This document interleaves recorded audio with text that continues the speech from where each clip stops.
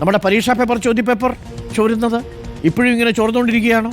ആദ്യം കഴിഞ്ഞ തവണ ക്രിസ്മസ് പരീക്ഷയ്ക്ക് ഒരു പേപ്പർ ചോർന്നു, അതിനുശേഷം ഓണപ്പരീക്ഷയ്ക്ക് ഒരു പേപ്പർ ചോർന്നു, ഇപ്പോൾ വീണ്ടും ക്രിസ്മസ് പരീക്ഷയ്ക്ക് ഹയർ സെക്കൻഡറിയുടെ മാത്സ്, ഹൈസ്കൂളിൻ്റെ ഇംഗ്ലീഷ്, ഇത് രണ്ടും ചോർന്ന് യൂട്യൂബിൽ വന്നു. MS സൊല്യൂഷൻസ്, റിപ്പോർട്ടർ TV ആണ് ആ വാർത്ത പ്രേക്ഷകരിലേക്ക് എത്തിക്കുന്നത്. റിപ്പോർട്ടർ ബ്രേക്ക് ചെയ്ത് ഈ വാർത്തയിൽ ഇപ്പോൾ അന്വേഷണം പ്രഖ്യാപിച്ചിരിക്കുകയാണ് സർക്കാർ.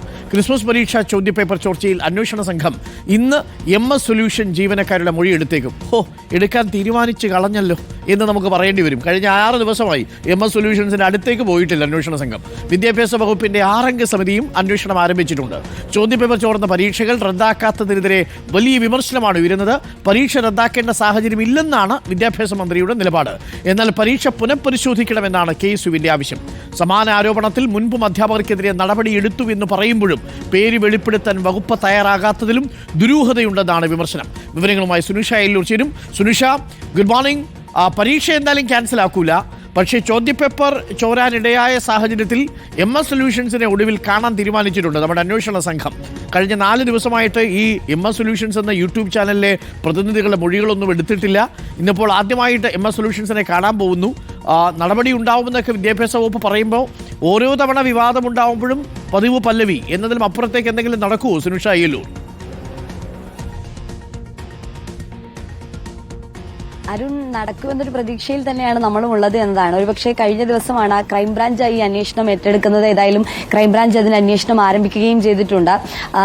ഈ മേൽനോട്ട ചുമതല H. വെങ്കടേശനാണ്. ഈ പറഞ്ഞതുപോലെ ഇനി MS സൊല്യൂഷന്റെ മൊഴി രേഖപ്പെടുത്തുക എന്നതാണ്. MS സൊല്യൂഷനുമായി ബന്ധപ്പെട്ട് പ്രവർത്തിക്കുന്ന ഉദ്യോഗസ്ഥരുടെ ഉടമയുടേതടക്കമുള്ള മൊഴി രേഖപ്പെടുത്തുമെന്നുള്ളതാണ് നിലവിൽ മനസ്സിലാക്കാൻ കഴിയുന്നത്.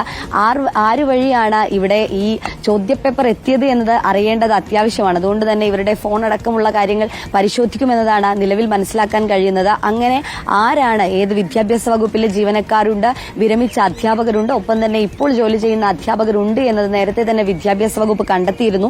പക്ഷേ അതാര് എന്നതാണ് ചോദ്യമായി ഉയരുന്നത്. അതാര് എന്ന് കണ്ടെത്താനുള്ള നീക്കം ഏതായാലും ക്രൈംബ്രാഞ്ചിന്റെ ഭാഗത്തു നിന്നും ആരംഭിച്ചിട്ടുണ്ട് എന്നതാണ് ഇന്ന് ഈ മൊഴിയെടുക്കുമെന്നുള്ളതാണ് അറിയിക്കുന്നത്. അതേപോലെ തന്നെ പൊതുവിദ്യാഭ്യാസ ഡയറക്ടറുടെ നേതൃത്വത്തിലുള്ള 6 അംഗ സമിതി അതേ രീതിയിലുള്ള അന്വേഷണം ഒരു ഭാഗത്ത് നടക്കുന്നുമുണ്ട്. അവിടെ ഈ പറയുന്നത് പോലെ ഈ ട്യൂഷൻ സെന്ററുകളിൽ ജോലി ചെയ്യുന്ന അധ്യാപകർ, സർക്കാർ അധ്യാപകരായിട്ടുള്ളവരുടെ ലിസ്റ്റ് എടുത്തുകൊണ്ട് ഇത്തരത്തിൽ MS സൊല്യൂഷൻ പോലുള്ള സ്ഥാപനങ്ങളുമായി നേരിട്ട് ബന്ധമുള്ള അധ്യാപകരുടെ ലിസ്റ്റ് എടുക്കുക, അങ്ങനെ ഒരു കൂട്ടം അധ്യാപകരുടെ ലിസ്റ്റ് എടുത്തുകൊണ്ട് ആരിൽ നിന്നാണ് ഇത് ചോർന്നിട്ടുള്ളത്, വിദ്യാഭ്യാസ വകുപ്പിലെ ജീവനക്കാരുടെയും വിരമിച്ച അധ്യാപകരുടെയും അടക്കം പേരുകൾ പറയുന്ന ഒരു പശ്ചാത്തലത്തിൽ ഇതൊക്കെ തന്നെയും പരിശോധിക്കുക എന്നത് തന്നെയാണ് വിദ്യാഭ്യാസ വകുപ്പും ചെയ്യുന്നത്. അതുകൊണ്ടാണ് 1 മാസത്തെ സമയപരിധി കൊടുത്തിട്ടുണ്ട്. 1 മാസത്തിനകം ഈ 6 അംഗ സമിതിയോട് കൃത്യമായ റിപ്പോർട്ട് നൽകാനാണ് പറഞ്ഞിരിക്കുന്നത്. ഇപ്പോൾ നിലവിൽ പൊതുവിദ്യാഭ്യാസ ഡയറക്ടർ പറഞ്ഞത് വെച്ച് ഈ AO-മാരോടക്കം കൃത്യമായ ലിസ്റ്റ് തയ്യാറാക്കാനായി അറിയിച്ചിട്ടുണ്ട്. ഈ ലിസ്റ്റ് ഈ സമിതിക്ക് നൽകും. അതൊക്കെ തന്നെയും ക്രോഡീകരിച്ചുകൊണ്ടായിരിക്കും നടപടികളിലേക്ക് കടക്കുക എന്നതാണ് മറ്റൊരു പ്രധാനപ്പെട്ട കാര്യം. അരുൺ, ഈ പറഞ്ഞതുപോലെ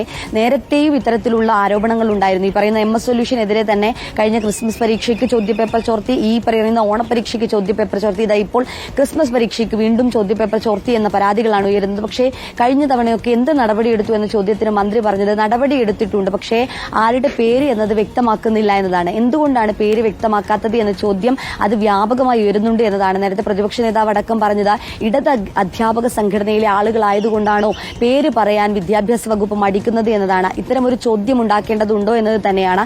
അതുകൊണ്ട് കൃത്യമായി അധ്യാപകരുടെ പേര് ഇത്തരത്തിലുള്ള തെറ്റ് ചെയ്തിട്ടുണ്ട് എങ്കിൽ, അല്ലെങ്കിൽ ഇത്തരത്തിൽ ട്യൂഷൻ സെന്ററുകൾ പൊതുവിദ്യാഭ്യാസ മേഖലയെ ചതിച്ചുകൊണ്ട് ഇത്തരം ട്യൂഷൻ സെന്ററുകൾക്ക് ലാഭത്തിന് വേണ്ടി സഹായം ചെയ്തിട്ടുണ്ടെങ്കിൽ അവരുടെ പേര് പുറത്തേക്ക് പറയുന്നതിൽ എന്താണ് തടസ്സം എന്നൊരു ചോദ്യം ഉയരുന്നുണ്ട്. നടപടി എടുത്തിട്ടുണ്ടെങ്കിൽ എന്ത് നടപടി എന്ന് പറയേണ്ടതുണ്ട്. അങ്ങനെയെങ്കിൽ മാത്രമേ ഇത് ഇനി ആവർത്തിക്കാതിരിക്കാനുള്ള ഒരു കാരണമായി മാറൂ എന്നുള്ളതാണ്. അതേസമയം തന്നെ ഈ ചോദ്യപേപ്പർ റദ്ദ് ചെയ്യണമെന്നൊരു ആവശ്യം വ്യാപകമായി ഉയരുന്നുണ്ട്. പക്ഷേ ക്രിസ്മസ് പരീക്ഷ ആയതുകൊണ്ട് തന്നെ ഇതൊരു കുട്ടിയുടെ പ്രൊമോഷനെ ബാധിക്കുന്നതോ അല്ലെങ്കിൽ ഭാവിയെ ബാധിക്കുന്ന തരത്തിലുള്ള പബ്ലിക് എക്സാം അല്ലാത്തതുകൊണ്ട് നിലവിൽ അതിന്റെ സാഹചര്യം ഇല്ല എന്നതാണ് വിദ്യാഭ്യാസ മന്ത്രി തന്നെ പറഞ്ഞത്. പക്ഷേ ഇത് പുനഃപരിശോധിക്കണം എന്ന ആവശ്യം KSU ഉയർത്തുന്നുണ്ട്.